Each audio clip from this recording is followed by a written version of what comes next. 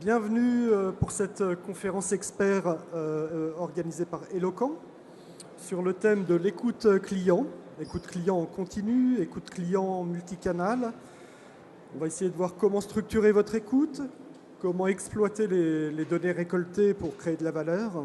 Alors pour répondre à ces questions, je vous présente Alain Bouvray, qui est vice-président de Eloquent, à ma gauche, qui est accompagné de Valérie Reiner, directrice du développement des relations extérieures chez Berger-Levrault, Laurent Debeau, à côté d'elle, Laurent Debeau, directeur perception client chez Orange, et enfin Daniel Ray, qui était avec nous l'heure précédente, enseignant-chercheur à Grenoble École de Management, et auteur de plusieurs ouvrages sur la mesure de la satisfaction client. J'espère que vous nous entendrez bien.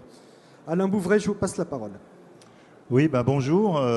D'abord, merci d'être présent pour cette conférence. Donc effectivement, on va évoquer tout ce qui est autour de l'écoute client en général. On va d'abord se présenter en 2-3 mots et puis ensuite on abordera plus directement le sujet. Donc moi, en quelques mots, je suis vice-président d'Eloquent. Auparavant, j'avais fondé une société qui s'appelle Interview, qui a mergé avec Eloquent. Donc on a fait une fusion il y a un an. Le métier d'Interview, c'est d'organiser du recueil d'informations et de l'écoute. On fait ça depuis 15 ans, puisque la société a été fondée en 2000. Et on a développé beaucoup de solutions et de technologies pour recueillir de l'information auprès des clients, de nos clients. Et voilà, j'ai le plaisir d'en avoir quelques-uns avec nous aujourd'hui. Je vais les laisser se présenter et après on rentrera dans le vif du sujet. Voilà, Valérie. Oui, bonjour, Valérie Reiner. Je suis directrice des relations extérieures de la société Berger-Levrault. Berger-Levrault est un éditeur de logiciels qui s'adresse aux administrations publiques à 98% en fait. Donc dans collectivités territoriales, mairies, intercommunalités, les conseils départementaux, conseils régionaux, les CCAS, les hôpitaux publics, voilà, tout ce qui tourne autour de l'administration publique et des services aux usagers. Et donc ici, je viens témoigner sur la relation et l'écoute citoyenne plus que cliente. Et je vous expliquerai un petit peu en quoi ça consiste. Voilà. Bonjour à tous, Laurent Debeau, je suis directeur perception client chez Orange, à Orange France en fait. J'ai en charge le dispositif de recueil de la voix du client, en particulier les sondages clients pour l'ensemble de nos marchés, donc grand public, pro-PME, entreprise et grand compte. Voilà. Je travaille au sein d'une direction transverse qualité chez Orange. Bonjour, donc Daniel Ray, enseignant-chercheur à Grenoble École de Management. Et je m'occupe principalement de satisfaction, fidélité, réclamation, et puis aussi un peu de marketing de l'innovation technologique. Voilà, donc chacun s'est présenté. Donc on verra après les relations qu'on développe avec chacun des intervenants. Moi, le but, c'est vraiment d'être assez concret sur des réalisations et sur de la production de tout ce qui est non seulement enquête, mais on va dire globalement écoute, puisqu'il y a beaucoup de choses autour de l'écoute qui ne sont pas que des enquêtes. Et je voulais aussi remercier d'abord les 3 intervenants. Et on va aborder aussi des points clés pour moi qui me paraissent essentiels pour que cela réussisse, suite à notre expérience. Et puis on laissera évidemment une dizaine de minutes à la fin pour les questions de la salle. Voilà, donc je vais commencer par une première question que je vais poser à chacun des 3 participants. Alors Daniel Ray a le point de vue de l'expert, donc il interviendra aussi à sa manière. Hein. Je te laisserai intervenir le cas échéant. Donc la première question, c'est ce que je vais poser donc à la fois à Valérie et à Laurent. C'est dans quel but et avec quel objectif avez-vous mis en place de l'écoute client et à quel moment l'avez-vous fait ou depuis quand le faites-vous? Alors je ne sais pas, Valérie, vous répondez d'abord.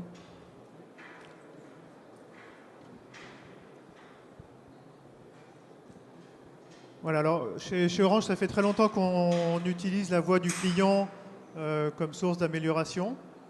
Ça fait probablement plus de 15 ans, mais je n'étais pas là pour savoir exactement ce qui était en place. Historiquement, c'est un dispositif qui était très orienté opérationnel, qui a été mis en place, donc avec des sondages qui faisaient suite à des interactions et avec comme objectif de travailler vraiment la relation client dans les unités opérationnelles jusqu'aux responsables d'équipe, donc des responsables de boutique ou bien des responsables de plateau.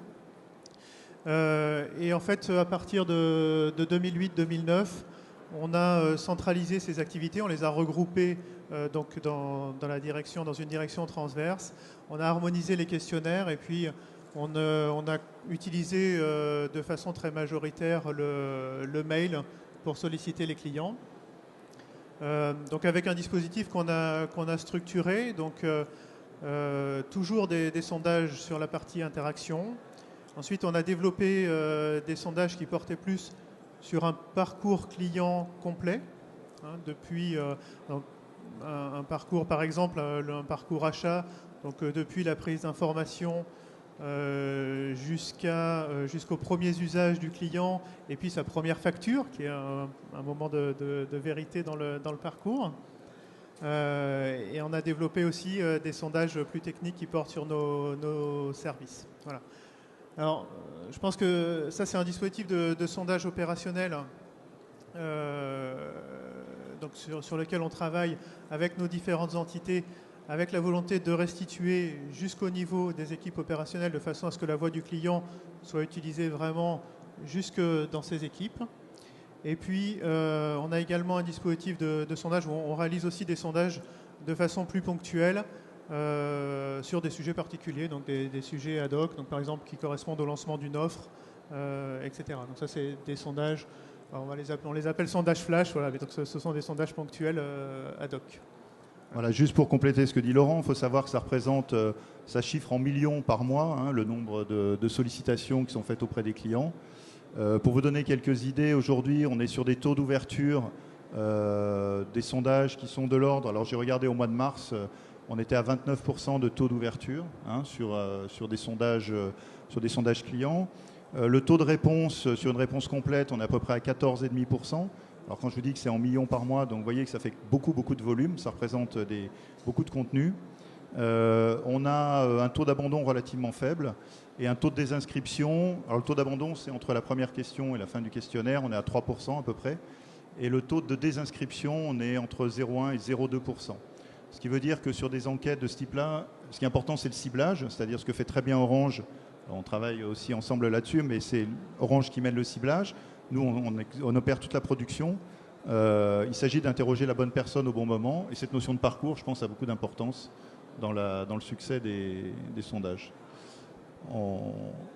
Oui, effectivement, je pense que les sondages ont toujours été un outil de transformation chez Orange. Et bien sûr, ils ont évolué pour s'adapter à notre stratégie, à nos besoins en termes d'évolution. Donc, avec d'abord un focus sur l'interaction. Et puis effectivement, depuis 3 ou 4 ans, ces sondages parcours qu'on a développés parce que en fait, on constate qu'ils sont plus représentatifs de la satisfaction client à moyen ou long terme. Voilà. Donc l'objectif des parcours, c'est vraiment de travailler dans l'analyse et dans l'amélioration du parcours, c'est-à-dire l'expérience vécue par le client sur le parcours et de nos processus, c'est-à-dire notre façon de travailler en face pour délivrer l'expérience au client. Voilà. Donc c'est vrai que l'exploitation des données, on y reviendra un peu après, je pense. Je vais laisser aussi Valérie s'exprimer parce que ce qui est intéressant, en fait, je vais dire la mauvaise nouvelle pour tout le monde, c'est que non seulement les gens sont concurrents aujourd'hui en proposant leurs produits et leurs offres, mais désormais ils deviennent concurrents sur le recueil d'informations. Parce qu'aujourd'hui, vous devez le savoir, tout le monde est sollicité en permanence par des sondages et des enquêtes de façon continue. Donc c'est nécessaire de devenir, en fait, vous êtes concurrent dans le fait de recueillir la voix de vos clients. Il faut savoir qu'un client qui vous s'exprime, il fait un effort. Et ce que j'ai trouvé intéressant pour faire venir Valérie Renner, c'est que désormais, même les collectivités locales et territoriales s'y mettent et vont solliciter la voix du citoyen. Donc je vais laisser peut-être Valérie s'exprimer là-dessus. Oui, alors effectivement, nous on est un petit peu atypique parce qu'on est au tout début de l'écoute citoyenne et on peut dire que les collectivités territoriales ont démarré ou démarrent assez tardivement par rapport au privé. Les frémissements datent de 2006 à peu près. Aujourd'hui, ça démarre tout doucement à un rythme un peu lent, mais on sent que la prise de conscience est faite. On sent qu'il y a des leaders, il y a des gens qui veulent vraiment avancer sur ce terrain-là plus vite que d'autres, et donc il y aura un effet d'entraînement. Les 3 dernières années, ça s'est vraiment beaucoup plus marqué, ne serait-ce que d'un point de vue de la volonté de faire des choses et de lancer des POC, c'est-à-dire de faire des essais sur des systèmes un peu ciblés. Et aujourd'hui, on sent que les collectivités vont s'y mettre et vont s'y mettre vraiment et vont le faire de façon assez systématique. Et je vous expliquerai un peu sur quels aspects. Le deuxième point, c'est qu'il y a un fait déclencheur qui est que les citoyens deviennent de plus en plus acteurs dans leur relation avec les services publics. Et on peut dire que les outils tels que les portables aident à ce que le citoyen se sente concerné par sa ville, son transport, les services publics, etc., etc. Et maintenant est capable de donner rapidement une remontée d'informations sur sa satisfaction ou de faire des alertes. Et voilà. Donc ça, c'est un fait majeur.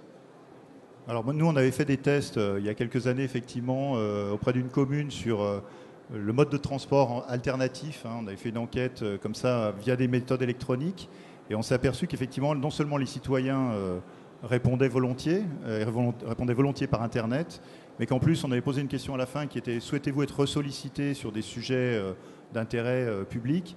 Et on avait plus de 80% des gens qui laissaient leur mail pour être sollicités. Puisque la première fois, on n'avait pas leur mail. Donc c'était au départ un papier qui était encarté dans le journal municipal en disant « Connectez-vous sur Internet pour répondre à l'enquête ».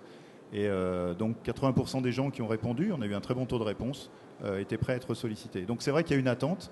Nous, on est en partenariat avec Berger-Levrault pour équiper et accompagner les communes dans cette démarche. Et je reviendrai après sur l'aspect accompagnement. Je voudrais peut-être que Daniel dise un mot justement sur l'aspect parcours client, peut-être si tu veux, parce que je sais que c'est un point auquel tu tiens. Oui, juste sur les aspects de parcours client, je voudrais revenir sur ce que vous disiez tout à l'heure. C'est extrêmement important parce que nous, en tant que chercheurs, quand on regarde les pratiques et qu'on compare ça aux aspects théoriques, il y a un problème majeur que personne ne connaît, et moi, pendant des années, je n'ai pas remarqué la chose, c'est qu'on pose des questions, on est tous obsédés par le KPI de demain matin pour gérer et manager nos équipes. Manager un service client, manager une boutique, manager, etc. Et donc, on manage, on mesure ce qu'on appelle, nous, du transactionnel. Suite à réclamation, suite à achat, suite à, et on mesure. Et on manage les équipes avec ça. Et on se dit aussi, bien sûr, qu'on va réussir à faire de la stratégie avec ça en disant, tiens, on mesure du NPS, etc., etc. On fait de la stratégie avec ça, sachant qu'on ne fait qu'additionner sans tenir compte de la cohérence. Et on oublie qu'au bout de tout ça, il y a quand même une seule personne qui a tout vécu. Que cette personne soit chez Orange, qu'elle soit médecin pour Sanofi, etc. C'est une seule personne. Et donc, il y a une série de transactions qui, je vais être un peu caricatural, mais à peine, n'ont rien à voir avec la cohérence globale qui est plus relationnelle. D'accord ? Une satisfaction qu'on appelle dans le jargon la satisfaction cumulée. Et la satisfaction cumulée, c'est tout à fait ce que vous évoquez sur cette notion de parcours client. Et donc, je vous enjoins vraiment, parce que la théorie rejoint la pratique là-dessus, à ne jamais confondre les deux et à notamment mesurer des choses managériales pour dire, tiens, demain matin à 8h, voilà ce qu'il faut changer, rajouter du papier toilette dans le TGV de demain matin à 8h qui part de, ça c'est un problème, on est d'accord. Mais ça n'a rien à voir avec se dire quelles sont les choses qui contribuent le plus à la satisfaction du consommateur, à la satisfaction de nos clients à long terme. Et donc, c'est bien, c'est une double vision pour manager les entreprises avec du transactionnel, manager les managers, et les gens avec du transactionnel, et essayer d'avoir une vision plus stratégique, celle dont vous parlez, avec l'intégralité du parcours client, et en ne prenant pas un cas, parce qu'un cas n'a rien à voir avec, et j'insiste, là, toutes les études scientifiques montrent que les résultats sont extrêmement différents. Un exemple très simple, je m'arrête là, je sors du train qui avait 40 minutes de retard ce matin, je suis extrêmement mécontent. Vous mesurez un TNPS, un Transactional NPS, je vais vous dire, ça ne va pas du tout. Donc, vous en tirez quoi? Vous allez dans votre CRM et vous allez commencer à regarder et à faire des corrélations, etc., etc. On peut utiliser toute une série de chiffres que Alain connaît mieux que moi. Et je vais me dire, oulala, la satisfaction n'est pas liée à quoi? À la recommandation. La satisfaction n'est pas liée à l'intention de réachat. La satisfaction n'est pas liée au panier moyen. Maintenant, si vous me prenez, non pas à la fin, à la sortie de mon train aujourd'hui, mais que la SNCF m'interroge sur l'ensemble de mon parcours, et pas uniquement celui-là, mais l'ensemble de mes parcours avec la SNCF, eh bien mes résultats sont extrêmement différents. Parce que ma satisfaction globale, pour ne parler que de ça, sera extrêmement différente. Donc je vous enjoins à vraiment faire attention. Pourquoi ? Parce que la conclusion qu'en tirent les dirigeants, c'est de se dire, finalement tout ça, ça ne marche pas. C'est totalement faux. C'est juste ce problème qui est mis en œuvre. Voilà. Donc ce que dit Daniel, et ça c'est un sentiment qu'on a nous depuis des années, ce qui est très important lorsqu'on fait de l'écoute, c'est aussi l'accompagnement.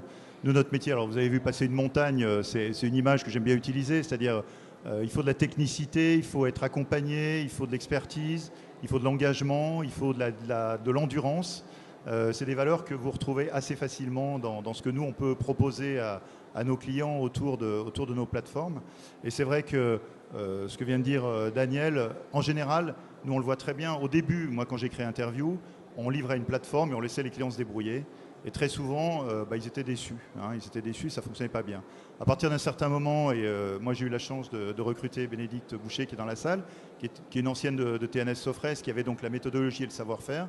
Et la valeur que le client a perçue de notre offre a complètement changé. Il faut savoir qu'un client qui remplit un questionnaire, il fait un effort. Il fournit de l'énergie. Il vous fournit de l'énergie gratuite, quelque part. C'est-à-dire c'est à vous après de savoir la capter, savoir l'utiliser, savoir l'exploiter, savoir la restituer. Nous, notre métier chez Eloquent, c'est de mettre en place tout le réseau intelligemment qui va vous permettre et de façon professionnelle recueillir cette information, de savoir la traiter et la redistribuer aux différentes équipes managériales ou stratégiques qui vont l'utiliser. C'est tout simple, mais ça demande un accompagnement et un savoir-faire. Donc ça, c'est un point très important. Et je pense que les gens d'Orange l'ont perçu. Et je pense que pour les collectivités locales aussi, ça va être une attente importante qu'on doit fournir. Voilà, donc ça c'est un point, en tout cas, moi je te remercie là-dessus. Bon, alors justement, le deuxième point, c'était de dire pourquoi vous avez travaillé avec nous, que je voulais aussi que vous entendiez là-dessus. C'est quand même un point intéressant. Allez-y, librement. Oui.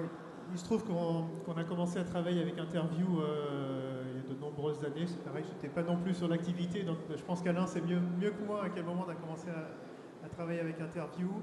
Et puis, on a été amené à travailler avec d'autres partenaires et on est revenu avec Interview. On a refait le choix d'Interview il y a 2 ans peut-être, Alain. Et je pense que, Alain l'a dit tout à l'heure, on a un dispositif de sondage qui est très développé. Assez complexe avec de nombreux sondages récurrents. Donc on a vraiment besoin de fiabilité, de robustesse de la solution. Et en même temps, on avait besoin de souplesse, et c'est ce que nous a apporté Interview avec une petite équipe qui est très réactive même en termes de développement, de souplesse pour s'adapter à nos contraintes SI. Et puis également sur la partie questionnaire, avec un outil qui nous permet d'avoir complètement la main sur nos sondages et sur nos questionnaires. Donc ça nous permet aussi sur des sondages, j'ai appelé sondage flash tout à l'heure, de pouvoir monter un sondage en quelques jours. On est capable d'envoyer un sondage sur un sujet particulier, un sujet chaud. Alors, concernant... on m'entend mieux là ? Concernant Berger-Levrault, il faut revenir au pourquoi en fait des questionnaires et de l'évaluation dans les collectivités locales pour comprendre pourquoi Berger-Levrault s'est associé à Eloquent.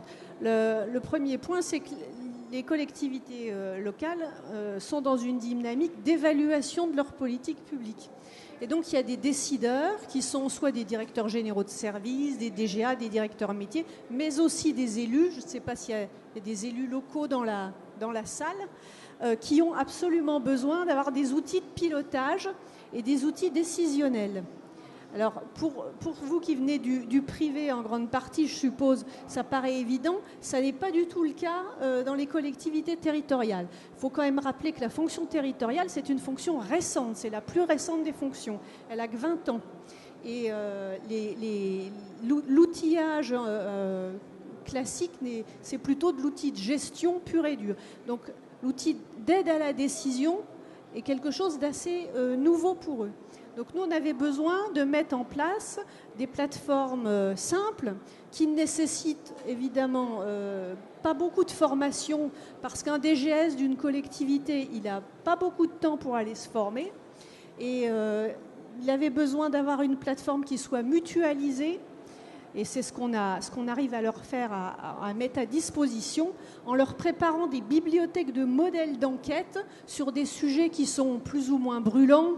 En quelques mois, c'était les rythmes scolaires, mais il y a d'autres enquêtes comme ça qui sont très, très utilisées par les collectivités et qui peuvent s'utiliser d'une collectivité à une autre sans trop de problèmes. Et la plateforme récolte des informations qui sont sécurisées. Et évidemment, pour les collectivités territoriales, c'est très important que les données soient hébergées de façon complètement sécurisée. Oui, alors ça, c'est un point aussi alors qui ne se voit pas forcément. Il faut savoir que nous, depuis 3-4 ans, on a beaucoup investi dans notre infrastructure. J'insiste beaucoup là-dessus parce que des outils d'enquête, il y en a beaucoup. Il y en a des gratuits sur Internet qui sont très bien.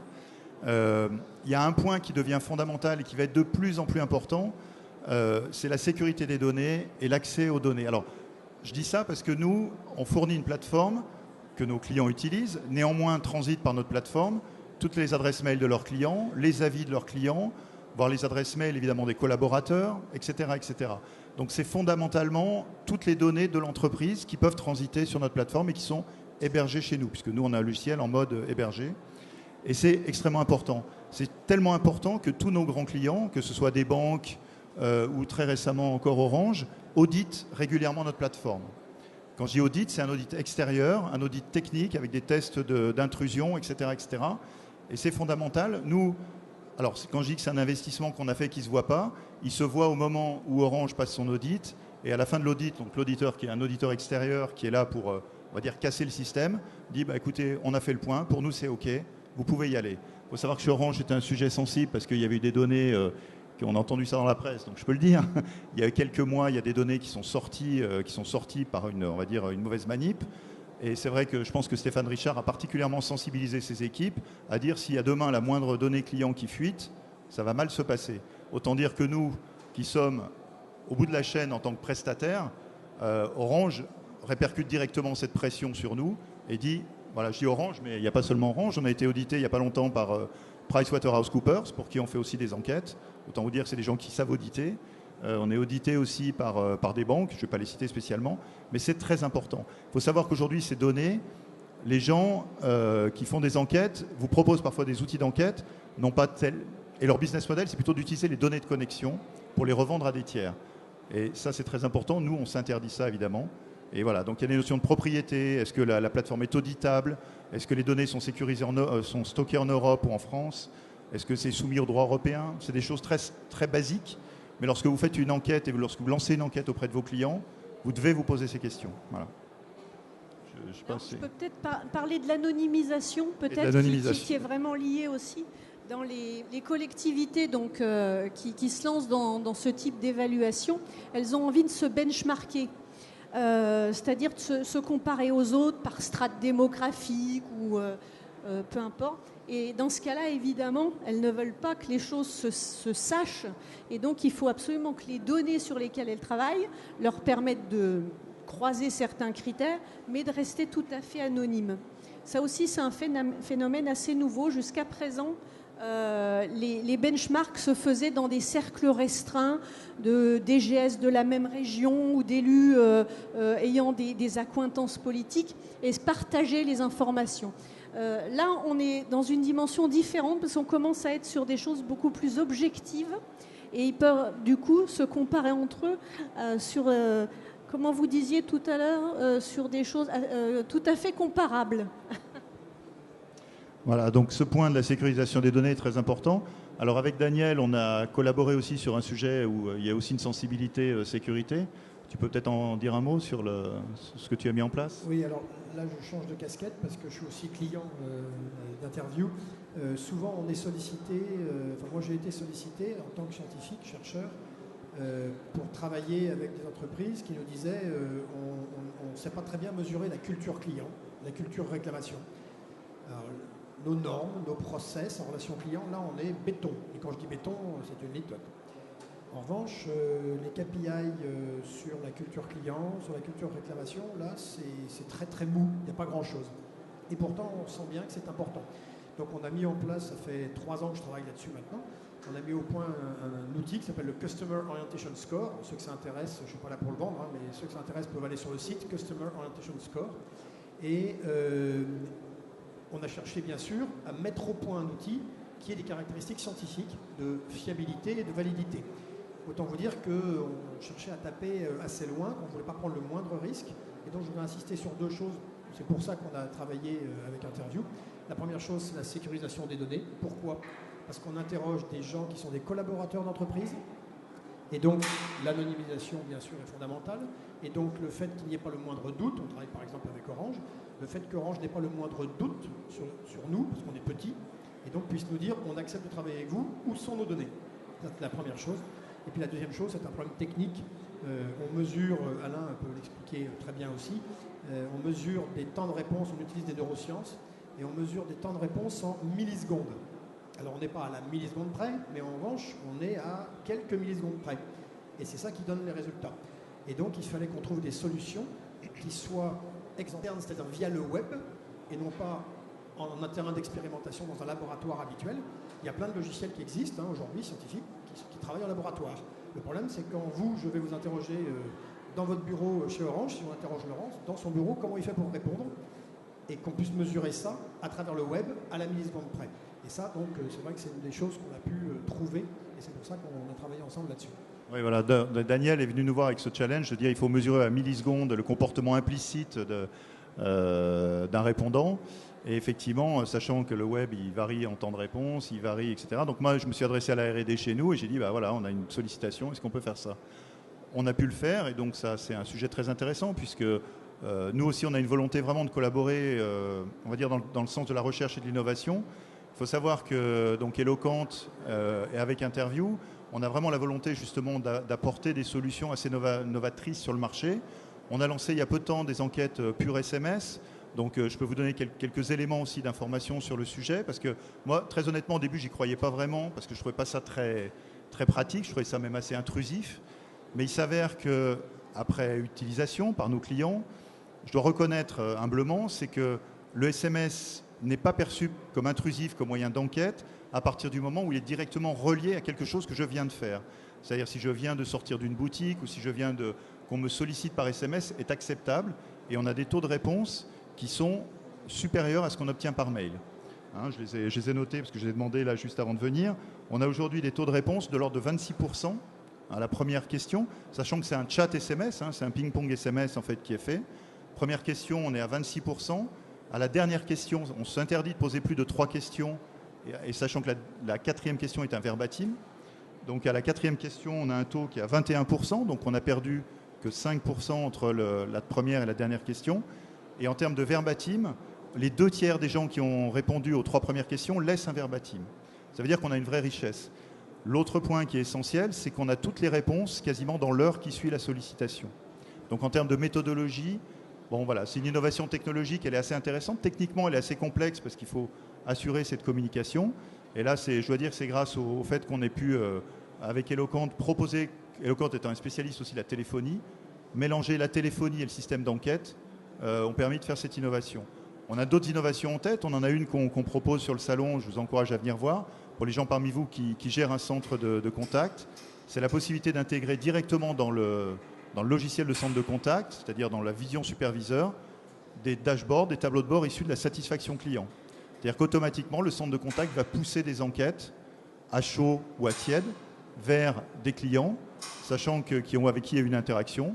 Et on va mesurer donc du NPS, du Customer Effort Score, enfin des choses qui sont classiques dans le monde des enquêtes, pour les remonter directement à la vision du superviseur. Autre point, on va aussi mesurer la capacité des collaborateurs du centre de contact ou du centre d'appel à répondre aux clients. Est-ce que j'ai bien tous les outils pour répondre? Est-ce que je suis accompagné pour répondre, etc. Ça va fournir un autre dashboard qui sera visible. Voilà, donc ce mélange, ça aujourd'hui on est les seuls en France à proposer ce mélange de ce qu'on appelle le dialogue et l'écoute qui compose la relation. Et voilà, c'est des innovations. Donc ce que fait Daniel avec le Customer Orientation Score est vraiment le COS, est vraiment aussi une innovation que je trouve extrêmement intéressante et qu'on souhaite nous aussi mettre en avant vis-à-vis de nos clients. Voilà. Donc moi ça m'ouvre un peu la voie vers le futur. Je sais si c'était un point aussi que vous souhaitiez aborder peut-être. Je ne sais pas si Quelques mots là-dessus. Les attentes dans les mois et les quelques années à venir à l'échelle du service public, c'est d'abord un déploiement de ces process d'évaluation des politiques publiques. Évidemment, en tirer un maximum de données pour pouvoir avoir des tendances. Finalement, c'est comme ça qu'on arrivera le mieux à outiller les collectivités territoriales qui sont, vous le savez évidemment, dans un contexte de restrictions financières qui fait qu'il faut faire mieux avec moins. Et donc, ils ont absolument besoin qu'on les outille pour ça. Le deuxième point, c'est travailler sur les questions ouvertes. Là, ça fait vraiment partie des axes importants de réflexion qu'on a sur les fameux verbatim, faire de l'analyse sémantique, ni plus ni moins. Et puis, le troisième point, c'est qu'une fois qu'on aura démocratisé ça en France, disons, on ne s'interdit pas d'aller le faire à l'international, puisque Berger-Levrault a des activités au Canada, en Belgique et au Maroc. Oui, alors je le disais tout à l'heure, hein, je pense que l'écoute client a été, mais vraiment toujours vraiment au centre de notre stratégie. Je pense que, enfin, je l'ai dit, on a développé un dispositif de sondage opérationnel, c'est-à-dire lié à des interactions et des parcours qui est très développé, qu'on va conserver, sur lequel on travaille en particulier sur l'exploitation des résultats. Je ne sais pas si on y reviendra, mais peu importe. Je pense que maintenant au cœur de notre stratégie, l'idée c'est que vraiment l'écoute client, la voix du client soit au cœur de toutes les décisions. C'est-à-dire que tout parte du client, que ce soit le développement de nos offres, de nos produits, l'ensemble des évolutions. Et donc pour ça, on va peut-être multiplier les capteurs avec des capteurs qu'on peut, je vais dire, déplacer avec un peu plus d'agilité, de manière à avoir toujours le client dans la salle. Voilà. C'est pas une notion récente, mais l'idée c'est que vraiment ce soit dans les actes. Un point peut-être aussi, c'est tout ce qui est digital, sur lequel on doit encore travailler. Donc on a déjà des capteurs, mais je pense qu'il faut qu'on travaille la cohérence de notre dispositif pour avoir un dispositif aussi accompli sur les contacts digitaux que sur les contacts humains. Ça, je pense que c'est clé, puisque l'expérience client, elle passe de plus en plus par le digital. Et aussi la collecte sur de nouveaux moyens. Enfin, voilà, on a aussi testé la collecte par SMS, donc on a une certaine expérience dans le domaine, effectivement.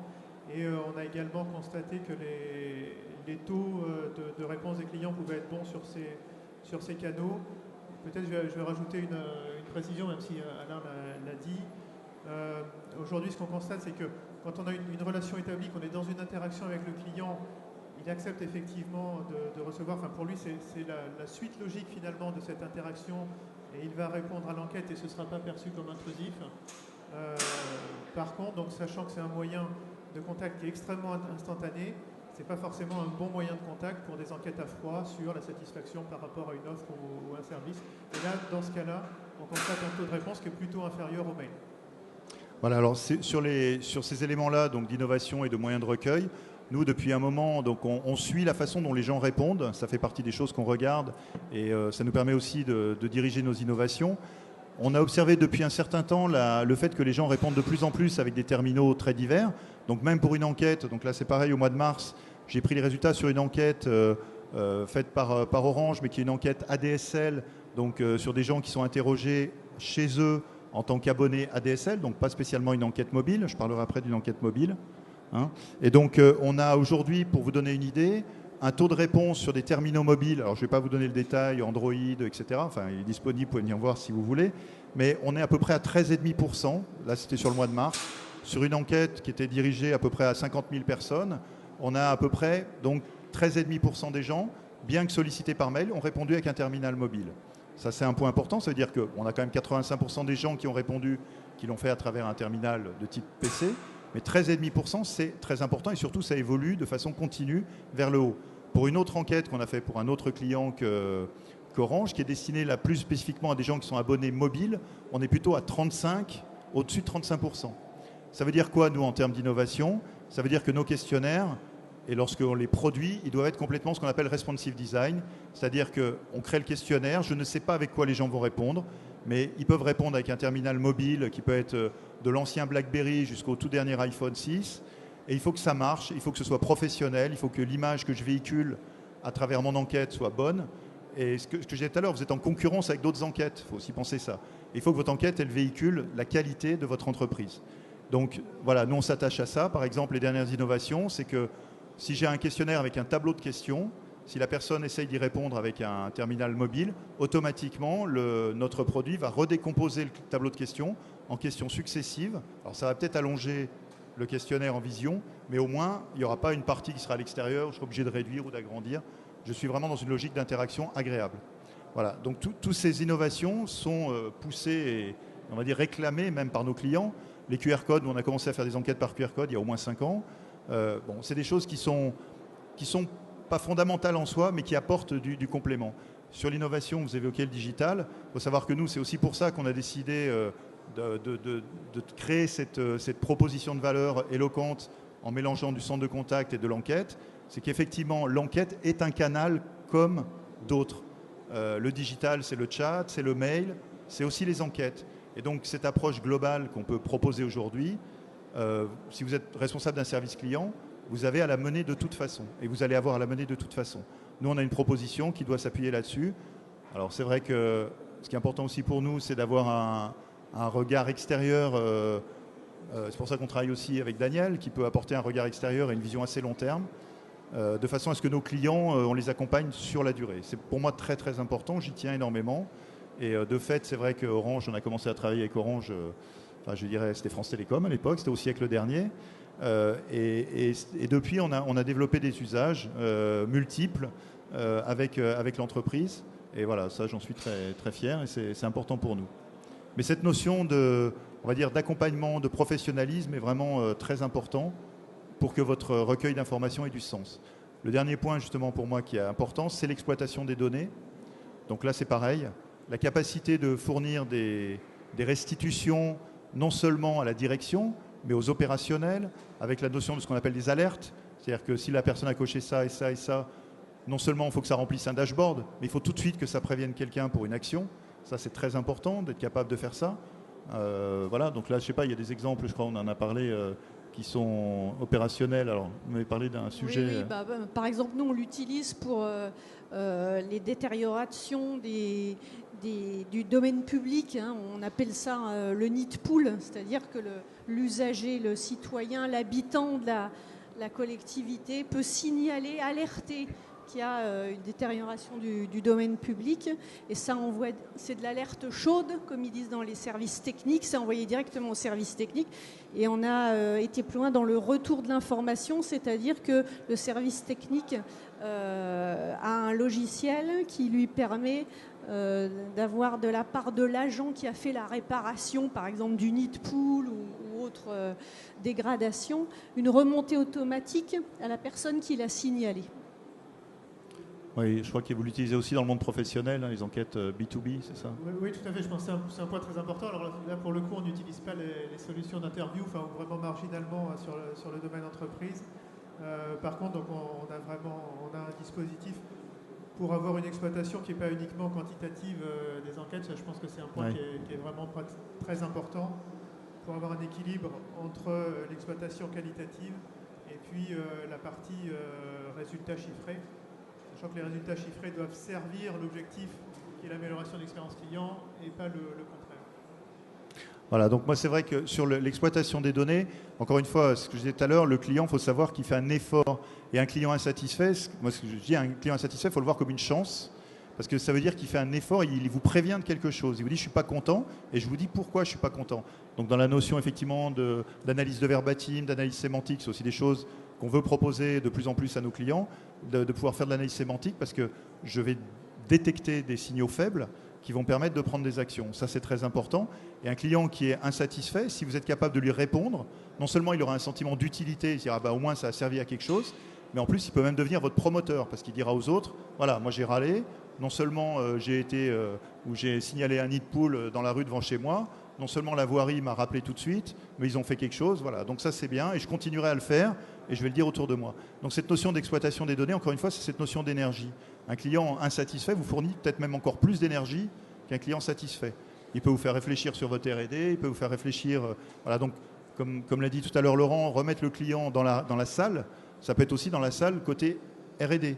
Là, je parle pour nous, côté Eloquent, on travaille beaucoup pour essayer de faire remonter nos clients directement dans la conception de nos produits. C'est honnêtement très efficace. Et il y a un autre point, c'est vis-à-vis des collaborateurs. Je l'ai évoqué un tout petit peu tout à l'heure, c'est ce qu'on appelle aussi cette notion de symétrie des attentions. C'est de dire qu'un collaborateur aujourd'hui, lui-même, il va s'exprimer. Et si on lui permet de s'exprimer sur la façon dont les clients interagissent avec lui et sa capacité à interagir avec les clients, là, il y a des chances qu'on tire beaucoup de valeur de cet ensemble-là.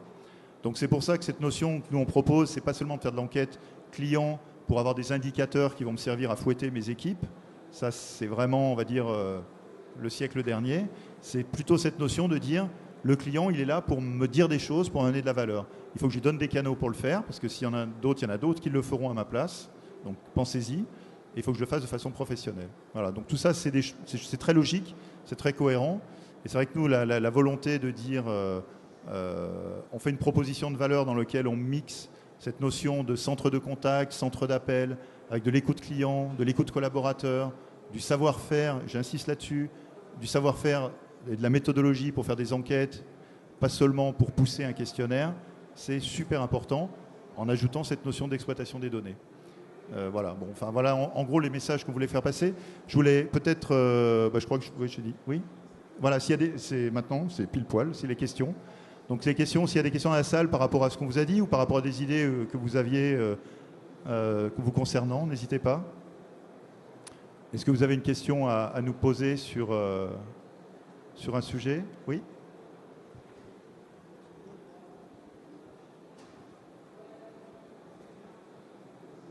Bonjour, moi c'est surtout sur l'engagement des équipes que je suis particulièrement intéressée. Je voulais savoir si vous aviez d'autres bonnes pratiques pour réellement engager les équipes dans la fourniture d'un excellent service client, au-delà de les écouter, et qui est déjà, je pense, une très bonne chose. Hein.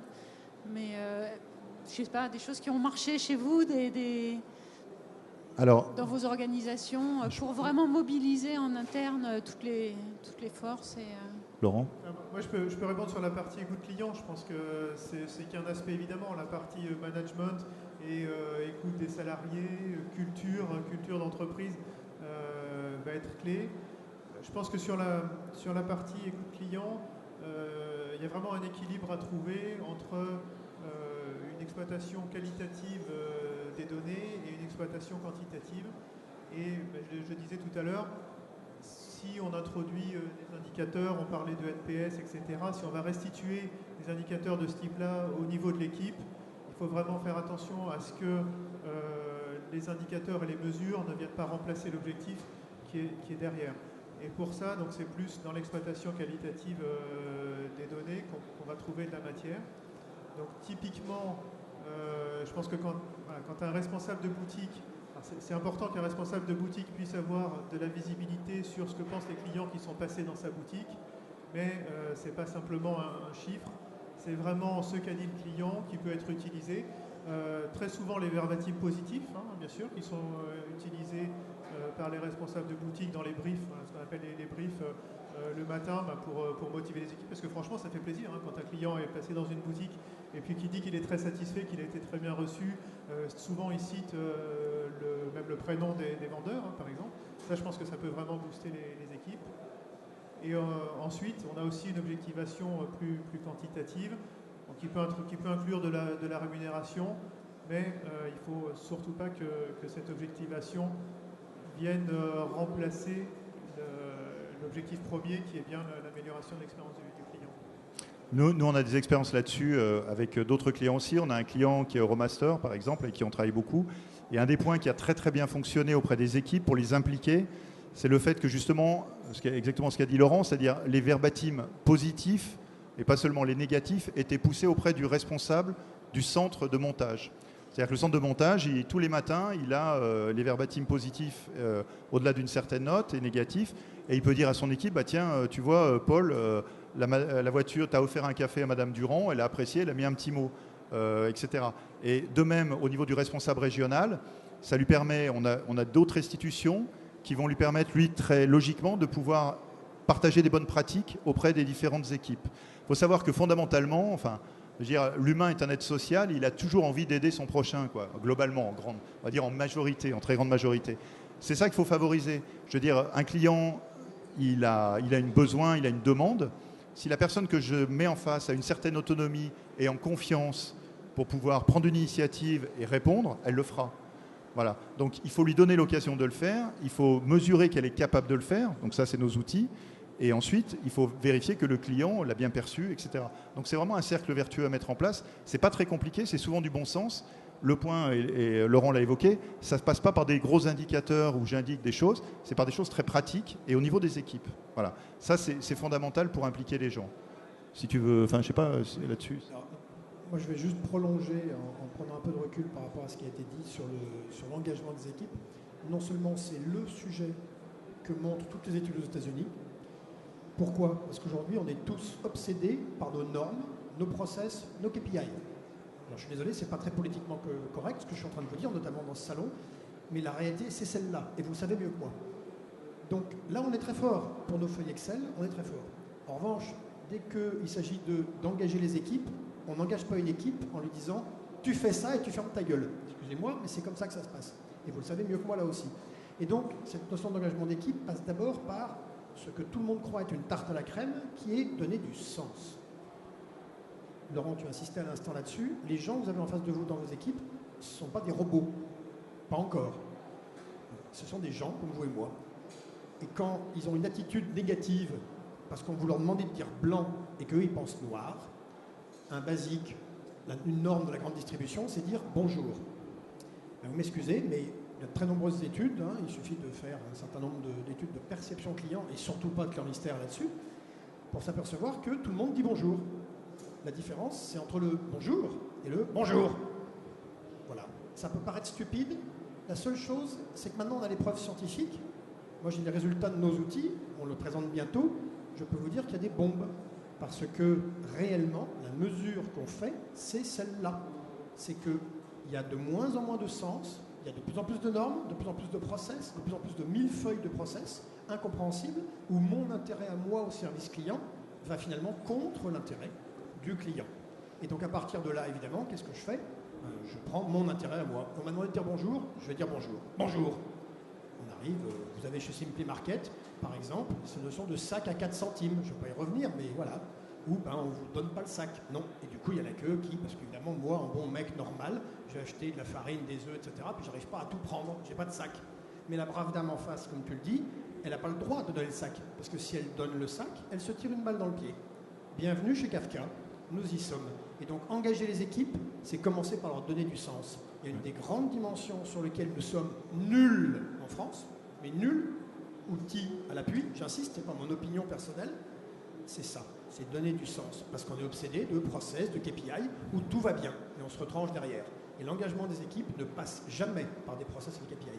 Les process et les KPI aujourd'hui sont perçus très négativement. C'est des contraintes. Demain, être orienté client, c'est donner du sens, et ça permet aux normes et aux process de devenir rentables, parce qu'elles m'aident, elles ne sont pas contraignantes, elles sont là pour m'aider. D'ailleurs, le nom de l'offre qu'on a mis pour justement amener très concrètement la vie du client et la vie du collaborateur dans le centre de contact, on l'a appelé Hello View. Hello comme éloquent, View. Voilà, donc, mais de façon générale, la notion, on va dire, d'attention que je porte à mes équipes, effectivement, ça touche le management. Là, on est un peu loin de nos outils et de nos plateformes. Nous, tout ce qu'on peut faire, c'est d'aider à accompagner cette transformation qu'évoque Daniel. Mais voilà, après, c'est un vrai problème de management et d'équipe et d'entreprise. Mais globalement, c'est ce que je disais tout à l'heure. Encore une fois, finalement, une entreprise, c'est rien d'autre qu'un moyen de mettre en relation des équipes et des clients. Elle est là pour ça, elle doit être là pour ça. Et voilà, mais c'est un vrai savoir-faire. Est-ce qu'il y a d'autres questions ? Non ? Pas d'autres questions ? Vous êtes sûr ? En tout cas, je vous encourage à venir nous voir sur notre stand. Donc on est éloquente, vous allez voir, ça doit être L13, je crois. Il y a même un voyage à la montagne à gagner. Donc la technicité, prendre un peu de recul, de hauteur et d'oxygène, ça fait jamais de mal. Voilà, donc je vous encourage à venir nous voir. Et je vous remercie, et je remercie surtout nos intervenants, que ce soit Daniel, Laurent et Valérie, pour leur présence et puis leur confiance, parce qu'on travaille ensemble depuis un certain temps. Et voilà, moi j'ai toujours du plaisir à faire ça et ça continuera. Merci à tous, merci. Merci à vous.